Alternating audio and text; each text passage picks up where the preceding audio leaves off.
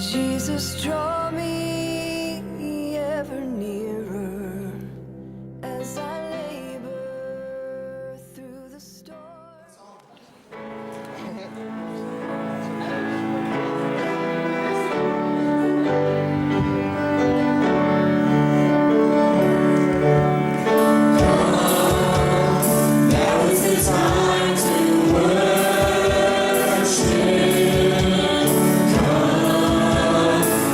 Is the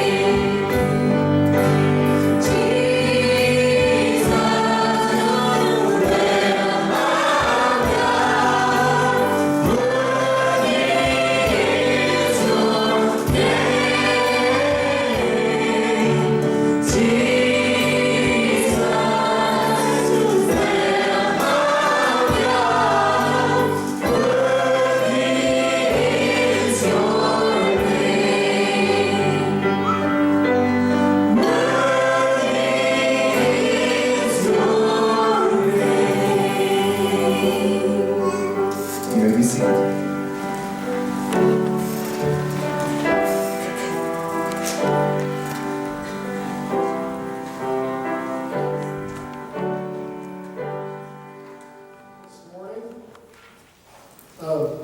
I want to start by pointing out a couple of things. We had two of our leaders today that are also taking on major projects. One being Tom and Diane, Tom being one of our deacons, has taken on the Operation Christmas Child for many years now, but has made a tremendous impact with now over 9,000 children having a Christmas shoebox as a result of their efforts and their connection. And it's just a beautiful thing, to see people who are stepping up to lead.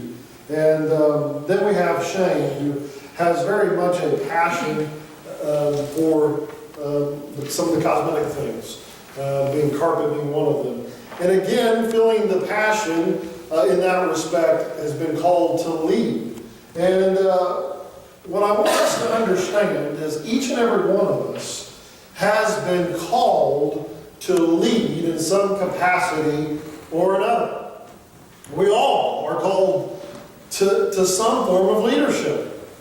While there are those who lead because they have that natural ability, that gift to lead, there are others who lead as necessity.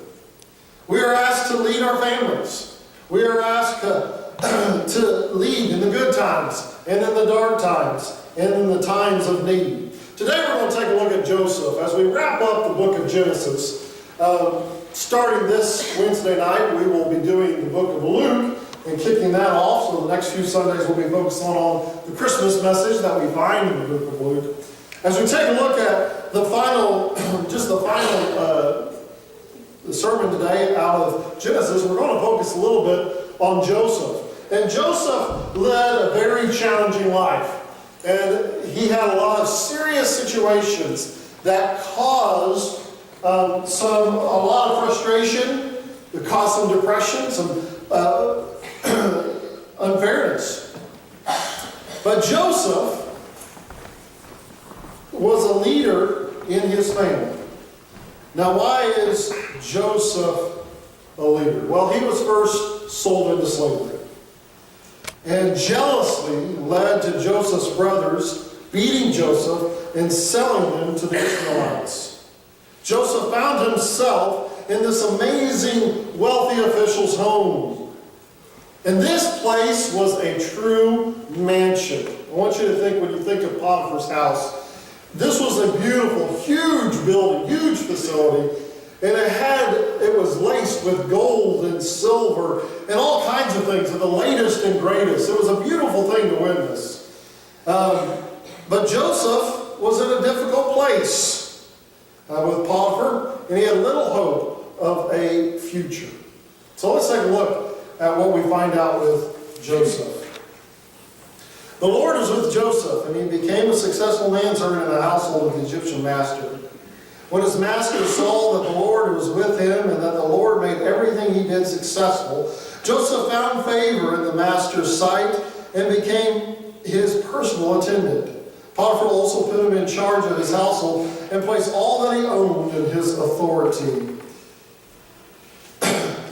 God allowed Joseph to see the big picture. It's easy, and many of us can relate to this. It's easy to take a look at the situation that we are in and feel down, feel depressed, feel frustrated. That's an easy reaction that many of us can relate to. What's hard for us to do is we're so focused on the here and now that oftentimes we miss the big picture. Joseph has a unique gift, and God was able to help him use this gift to take a step back and to kind of ignore his suffering, or at least make sense of his suffering, and see the big picture, that Joseph would have an opportunity. And it's hard for us to imagine a slave thinking he could have an opportunity for success. But that's exactly what happened with Joseph. He was a slave, yet was given an opportunity to succeed and to grow spiritually. Joseph did what God led him to do. And that is to become this amazing leader amongst the servants. And Joseph was committed. He was committed to his job. He was committed to Potiphar's family. He was committed to his co-workers. He wanted success for the household. And most of all, he was committed to God. But I really want us to focus in on this family. He was committed to his family. Now, this was not his blood family. Potiphar was not a blood relative. Yet Joseph felt that kind of connection. Joseph was going to stop at nothing to see Potiphar's household, which would be equivalent to his business, run with smooth success. Let me ask you this. When was the last time that you sacrificed everything for someone else to be successful?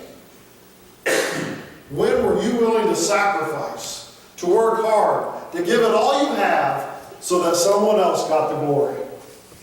That's a tough pill to swallow. That's very tough for us to imagine, because we live in a society today that you should be successful, that you should have these things, that you should thrive and do all you can, and everything should center around you.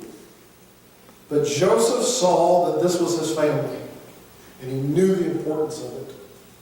You see, Joseph embraced a challenge that many of us struggle with today. I want you to think of those that you influence, whether it's your kids, your grandkids, nieces, nephews, whoever. If I say the people that you love, the people that I want you to think about. How concerned are you for their spiritual walk? There are so many people in our community that have no affiliation with Christ. And these are our friends, these are our loved ones, these are people that we count near and dear to our hearts and to us. But how interested are we in them spiritually? Oh, sure, there are plenty of parents who want nothing but the best academic situation for their children. Or they want nothing but the best food and nutrition for their children. Or they want their children to thrive in whatever hobby or connection that they have, whether it's athletics or music or other kinds of hobbies. They want the best for them there. But how concerned are we for our children and family's spiritual needs?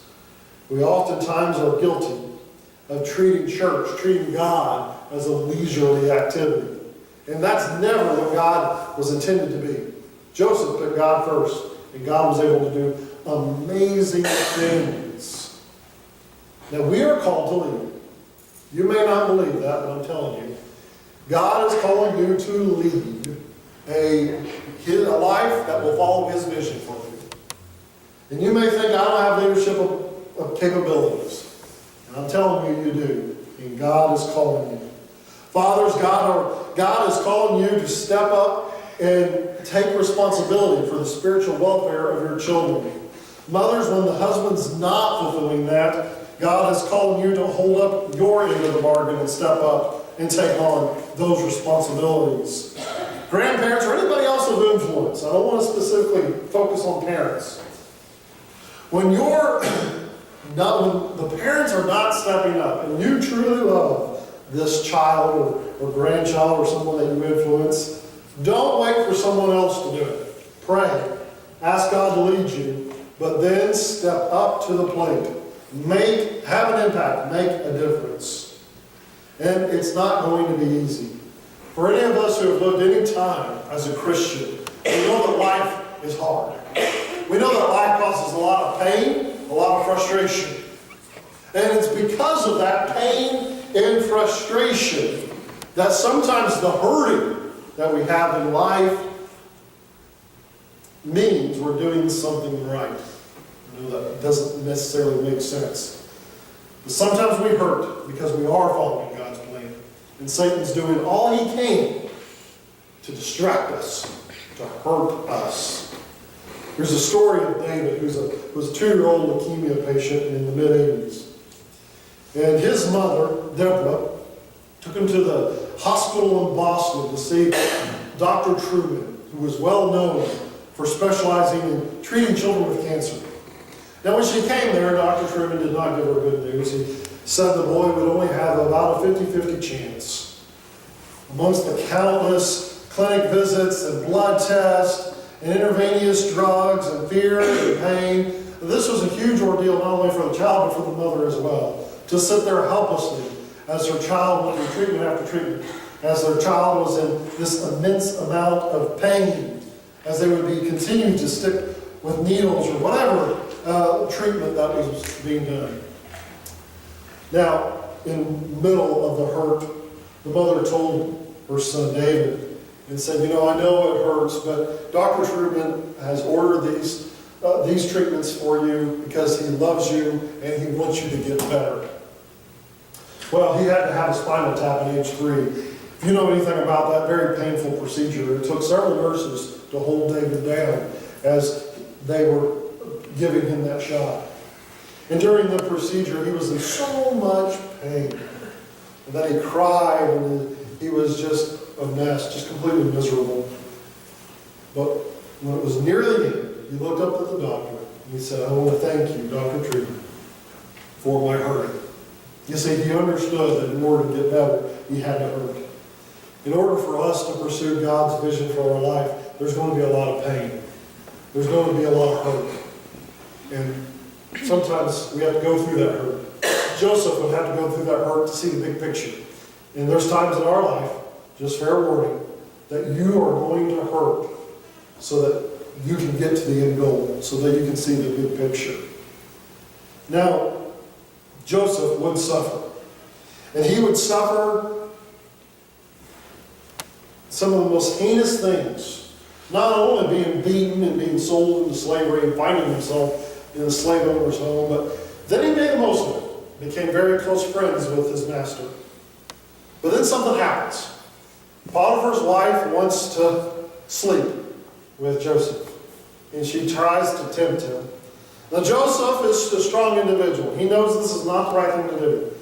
He knew that this was against God. He had no desire to go against God. He also knew that this would be against Potiphar, who he was very close friends with. But that didn't stop Potiphar's wife. When she finally, pride was hurt enough that he wouldn't pursue her, and in an exchange where she was able to grab his cloak, made up a lie that Joseph tried to take advantage of her. Potiphar finds out. I think most of us can understand. Once he finds out, he is enraged. Potiphar throws Joseph in prison to await trial. Now, prison was not a good place. There was harsh conditions. Egyptian prisons were anything but glamorous. They were overcrowded and very cruel conditions. And the wrongfully accused, it didn't matter. If you were a person of wealth, person of power, you could throw anybody in jail. And even though he was wrongfully accused, there was no evidence to show that Joseph had done anything wrong. He would still have to wait for Pharaoh to conduct trial. Now Pharaoh was God, a literal God in the eyes of the Egyptians. He was God. So whatever he said went. If he didn't feel like holding court, that's okay. He didn't have to hold court. So what happened, a lot of people would sit in jail, innocent of any charges, waiting for trial, but because of those conditions would lose their lives before even having a chance to proclaim their innocence. But in this cruel, damp prison, God gives Joseph another opportunity to leave. But the Lord was with Joseph and extended kindness to him.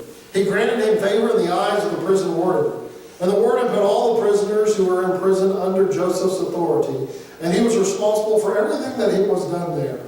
The warden did not bother with anything under Joseph's authority because the Lord was with him, and the Lord made everything he did successful.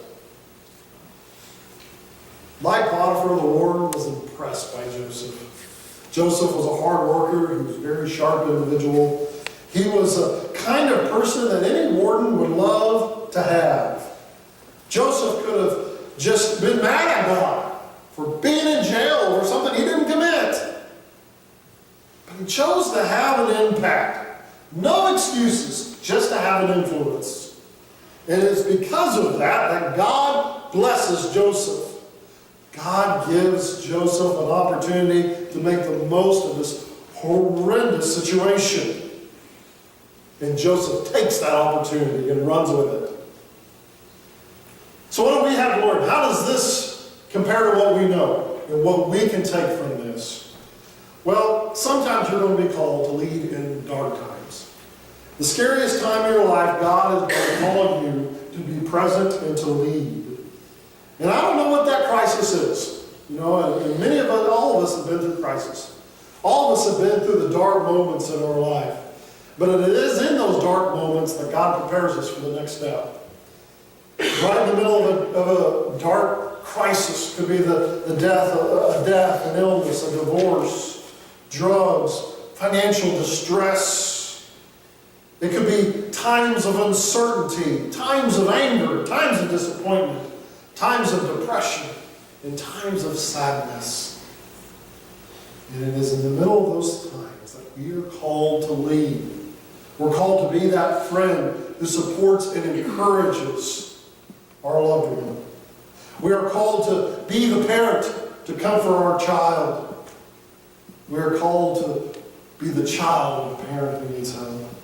We are called to raise our grandkids in times of darkness, to keep our church focused and support in time of desperate need.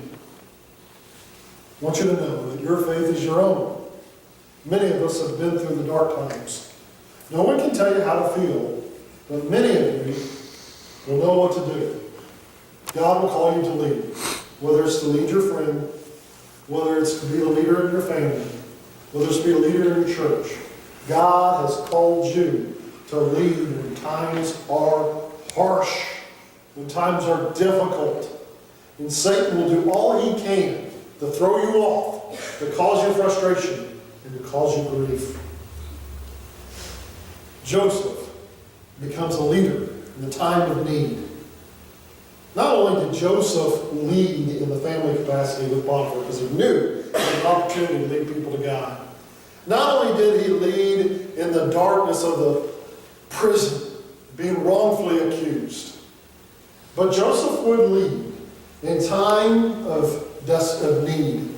He would lead out of necessity. You see, what ends up happening is Joseph interprets the dream of the cupbearer. The cupbearer was wrongfully accused and was acquitted of all his accusations. He's able to go back to his job. Before he leaves the prison, Joseph asked him, please, please, please don't forget me. The cupbearer gets busy with his work and he forgets Joseph. Pharaoh has a very disturbing dream of 7 fat, healthy cows who are in the field and everything's great and wonderful. But out of the mouth come 7 scrawny, starving cows, and they devour the 7 healthy cows. Waking up from this nightmare, Pharaoh's perplexed by it. He wants to know a meaning.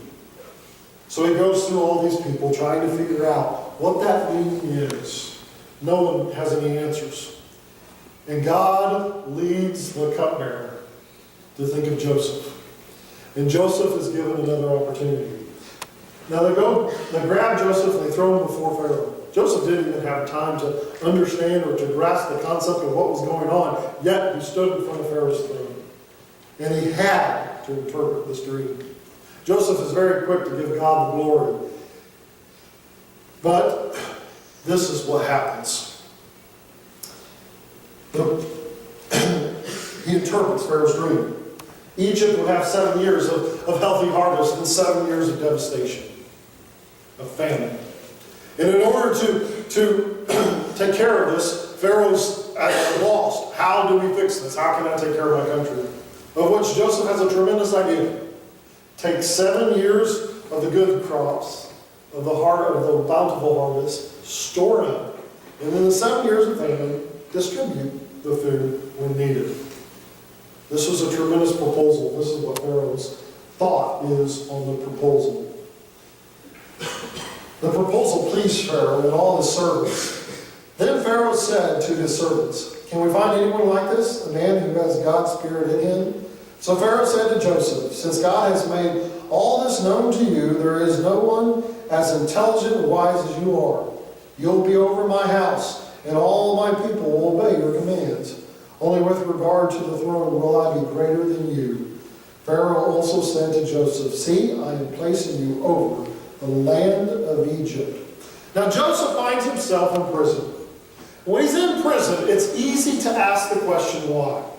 And when you're in that prison, when you're in that dark time yourself, you have every right to ask why. Now, you may not get an answer, but you have every right to ask why. Joseph had every right to want to know why. Why was he sold into slavery? Why was he accused of a crime he didn't commit? Why was he in jail? Why was he forgotten when he knew that the interpretation of dreams would be his vessel out? Why had his family abandoned him? Why did he have no friends? Why did he have no future? Joseph found himself over and over again completely devastated and without any form of hope. From the outside world, he's a failure. But see, Joseph was able to see the big picture. God delivers. God gives Joseph another opportunity. Pharaoh has a devastating dream. Joseph interprets. Pharaoh's impressed by the proposal. And now Joseph is in charge of all of Egypt, answering only to Pharaoh. He was in charge of the food supply. That's how important Joseph was. But you see, Joseph had to go through everything that he went through to prepare for this moment. He had to run a household. He had to run a prison to sharpen his administration skills. He had to know how to deal with people in all those situations. And all that, this 15 years of suffering roundabout, came together as he is now has this high position. For the rest of his life, he will live a life of wealthy and luxury. For the rest of his life, he will eventually have a connection back to his family and his father, of whom he loved. And for the rest of his life, God would take care of him. But he had to go through that 15 years of hardships, of devastation, of being a slave, being a prisoner, all so that he could be prepared to do what God had envisioned for him to do. Now, all of us have been through tough times. All of us have suffered. All of us are here questioning why. And you have every right to ask why. But I'm telling you, this is the why. Because God has a plan for you. That's not a cliche thing to say, it's the truth. God has a plan for you. And as you leave here today, I'm going to challenge you to ask God, to take a step back and try to see the big picture. And ask God, God, what are you calling me to lead? What are you calling me to lead? Is it something in our church? Is it something among your friends? Is it something in your family? Ask God, God, what are you calling me to lead? And you may know what God is calling you to lead. And for that, I encourage you to continue to pursue it. Don't lose heart. It's easy to be discouraged. Satan loves to do that. But continue to pursue God's vision for your life. And God's vision for your life may be a temporary project right now in preparation for something greater later on. On the other hand, you've been through a lot, now it's your time to serve. It's your time to lead. God is calling you to lead, whether it's your friends, family, or church. God is calling you to lead. Open up your heart, open up your mind to what that may be. And ask the reason why. Are you serving to your capacity? And are you leading your family along the way? At the end of my life, my greatest fear, the greatest thing that I would hope to be able to accomplish is that to find myself in a place where I'm following God's vision, where I've done not enough. It's not about that.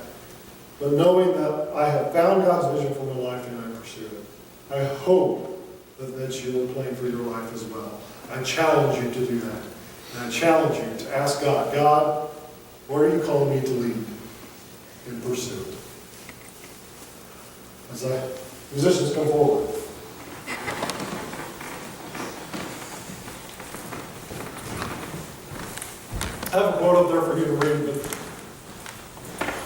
like to end on another note. Joseph suffered. Well, many of us have suffered. Many of us have been through tough times. It's hard to compare to what Joseph went through. Not impossible, but it's hard. But everything that Joseph went through, by the loss of his family, twice, his original family and his family of Potiphar, from being imprisoned and accused of a heinous crime that he didn't commit, to suffer in prison as he did, he never lost focus. He never completely left God. He continued to pursue God. Your history, your life from this point on back could be filled with several things. But don't let Satan tell you that God doesn't have a plan for you. God has a plan for you.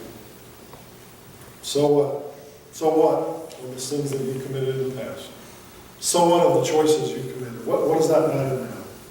What matters now is God is calling you to lead. God is calling you to take that step. Take it. Don't wait for someone else to. Take it. As we enter into the final moments of worship, whether you're looking to accept Christ as your personal Lord and Savior for the first time, we invite you to do so. Whether you're looking to join our church family, or if you're just going through a time that you need prayer, I would love to pray with you.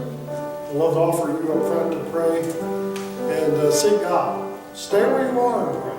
Whatever you need to do that during this time of decision. Let's stand as we sing.